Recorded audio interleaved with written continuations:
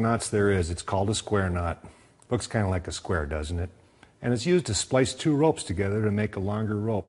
The brain-dead simple way to tie a square knot is to form a loop, take the other end of the line, stick it through, around the back, and back through again.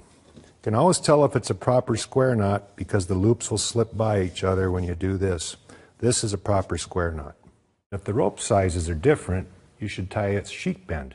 Form a loop in the bigger rope, then come out of the hole, around the back side, and instead of going back through here like you would a square knot, tuck it back under itself. That's a sheet bend. Whenever you need to tie a loop in the end of a rope, you should use a knot that sailors have been using for centuries, if not thousands of years. It's called a bowline, and it's one of the most useful knots that you can ever tie.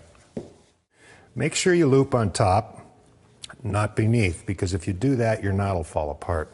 So that's the way to start your knot. Then remember the little Boy Scout saying. The rabbit goes out of the hole, around the tree, and back through the hole. This is an incredibly strong knot.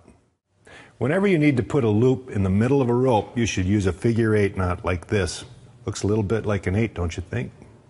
Most people just wrap the loop around like this and tuck it through. That'll work, but you'll never ever get it untied again. So instead of just making one loop, go around twice. No matter how much tension you put on this knot, you'll always be able to untie it. Way before they had ratchet straps like this, truckers used to tie down loads with, guess what? A trucker's hitch.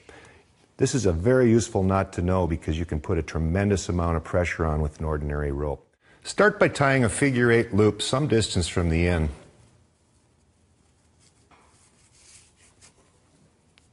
Then run the other end of the rope through the loop, pull it as tight as you need it, and lock it in place with a double half hitch. Do that by running the rope behind and back through twice.